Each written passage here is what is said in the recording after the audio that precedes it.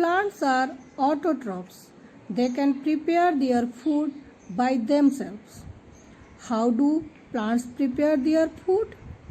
Plants prepare their food with the help of certain raw materials that they gather from their surroundings: water, carbon dioxide, sunlight, minerals, chlorophyll. The process by which plants prepare their food by using these raw materials is called photosynthesis. In this video, we will study about photosynthesis. Where is the food made in plants? Leaves are also known as food factories of the plants, as they are the places where food is prepared. Different parts of the plants, like roots, gather the raw materials from the environment and then transfer them to the leaves where photosynthesis takes place. The roots of the plants absorbs the water and minerals of the soil and then transports them to the leaves via stems and branches. There are tiny holes or pores present on the surface of the leaves called stomata that take in the carbon dioxide present in the atmosphere. The process of photosynthesis only occurs in the daytime in the presence of sunlight, hence it is called photosynthesis. Photo means light. The sun is the ultimate source of energy for all living organisms. We know that the plants use solar energy to make their food.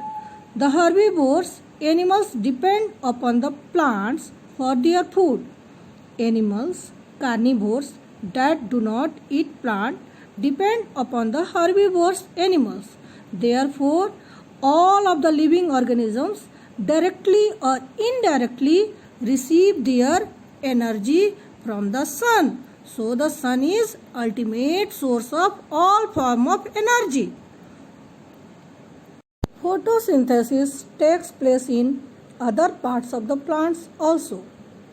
Green stems and branches of the plants can also undergo the process of photosynthesis. For example, you can see plants in the desert like cactus do not have leaves, but they still exist. Therefore, because their stem produces the food for the plant. The photosynthesis process is very important because in this process, no food if the plants would stop conducting the photosynthesis process, and also there should be no oxygen when there will be no photosynthesis.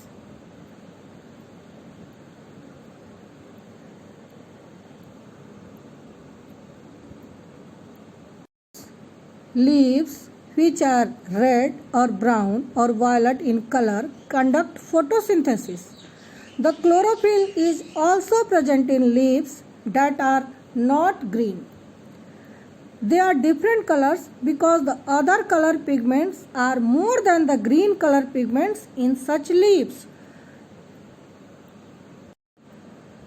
Along with carbohydrates, plants can also produce proteins and fats which are formed with the help of nitrogen. Nitrogen is present in large amount in the air, but plants cannot consume the nitrogen directly from the atmosphere. The soil often contains some bacteria that are capable of converting the nitrogen into nitrates, which can be used by the plants. Many plants do not contain any chlorophyll, hence they are unable to prepare their food by themselves. Parasitic plants. Some plants live on another plant for their nutrition. These are called parasites. The plants on which these parasitic plants survive are called the host. For example, Cuscuta or Amarbel is a parasitic plant. You can see in this figure yellow color Cuscuda plant is growing over green plant. Some plants depend upon insects for the food, thus they are called insectivorous plants. The leaves of these plants are modified into pitcher-like structure. Example, pitcher plant or Nepenthes. Some organisms survive on decaying food organisms. This mode of nutrition is called saprotrophic nutrition, and the organisms are known as saprotrophs. Sometimes organisms live together to share shelter and food with each other. These are said to have a symbiotic relationship.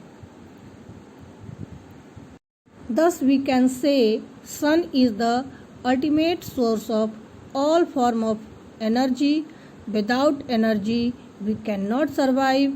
Without sun we cannot live. Thank you.